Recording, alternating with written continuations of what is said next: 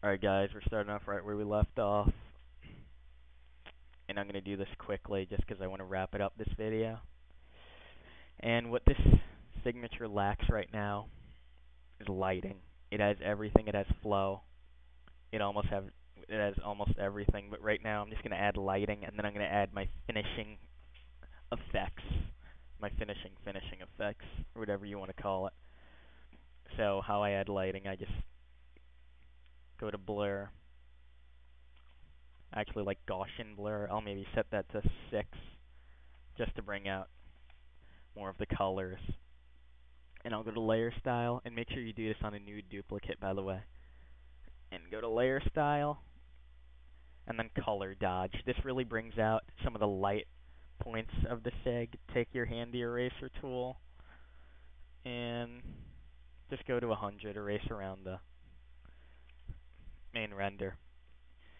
You might actually want to have some light in your main render, just so it looks a little nicer. So I'm just going to erase around there. Erase around his ears. You need his ears to show. Okay.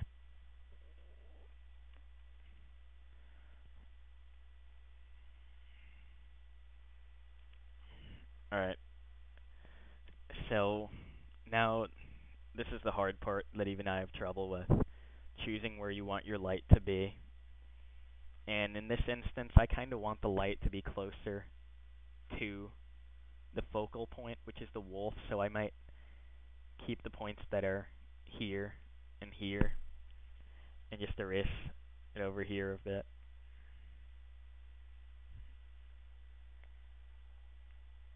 Remember, the eraser tool is really useful. And that pretty much lightens up the focal point a lot more, which is a good thing. Make sure not to overdo your lighting. Alright, then I'm going to merge those layers together. And these colors need to be tamed again. So what we're going to do is add one more gradient map. Just one. Oops. I did the wrong color there. Okay. Just one more gradient map, guys.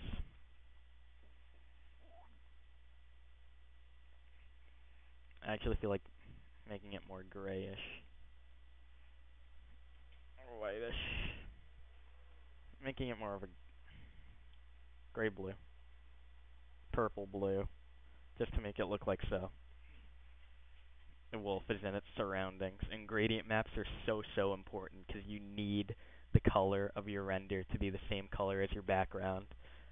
And you want it to look like that your render's obviously in its surroundings. Alright, so I'm just going to set this to normal and make the opacity extremely low. Maybe at 40. 40, 45, 30. Yeah. And right after this, I'm just going to duplicate the gradient map layer, and I'm just going to put that to black and white, just because I need to get rid of some of that orange. And set it a little higher.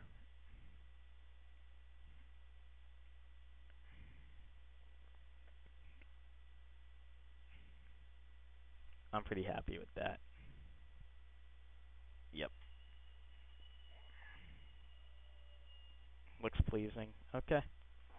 I'm just going to merge it down once again and add the finishing effects now. Once again, duplicate the layer, go to Filter, Lighting Effects,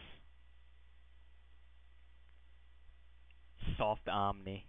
This is a really useful lighting effect for really bringing out the focal point.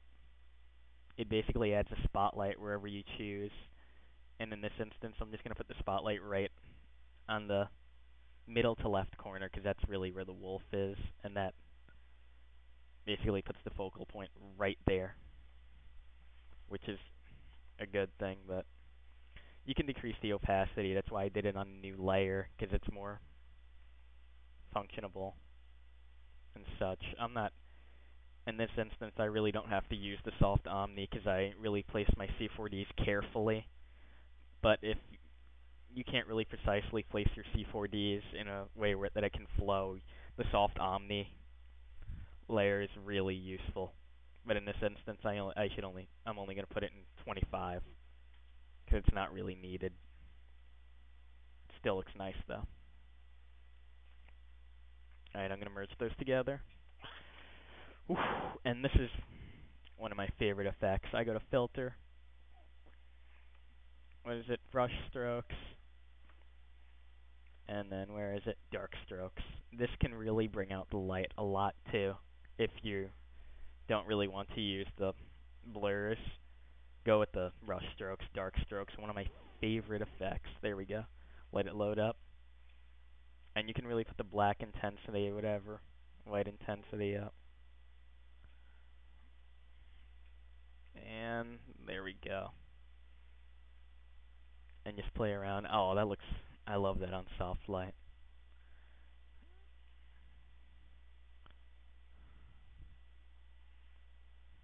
Maybe lighten, this will look extremely nice. Or color dodge.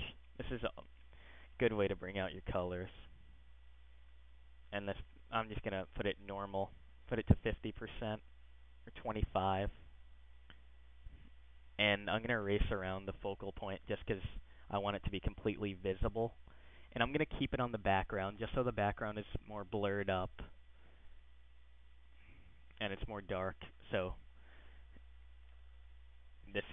the main focal point can stand out more. And before I started this, it came to my attention that I kind of was a little sloppy on this SIG, and I can barely make out that line right there, so I'm just going to quickly fix that right now. And I'll explain what I do. New layer. Go to my smudge tool. I already have the settings from when I previously used it, and I'm just going to smudge around. Just smudge. Maybe lighten it now.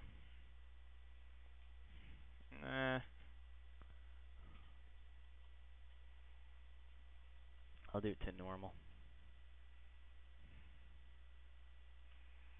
Alrighty. And on the new render, I just take my nice eraser tool, and I'll just erase around it, just so it's not really that noticeable. Alright.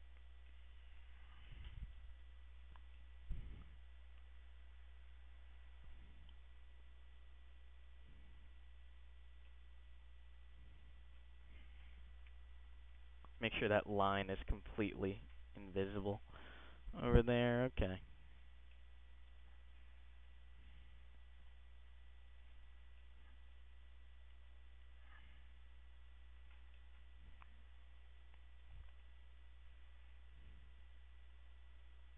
Before, after. I don't think it's really noticeable now. You can't really see that line. Pro smudging, my friends. Pro smudging. Pro. Alright, sorry for that delay, guys. That was my fault. Just gonna put those layers together. Stupid Macfish. Stupid. Okay. We're pretty much done here. The last thing I do is duplicate the layer, go to your filters, high pass, keep it on default, and then just press OK. And on this new layer, you have the high pass on. Go to your effects or whatever you call it. Put it to soft light. As you can see, this really brings out the black and white intensity of the SIG when it's soft light, and I really like this. And I'm just going to delete around the background just because I want the focal point to be more clear than the background.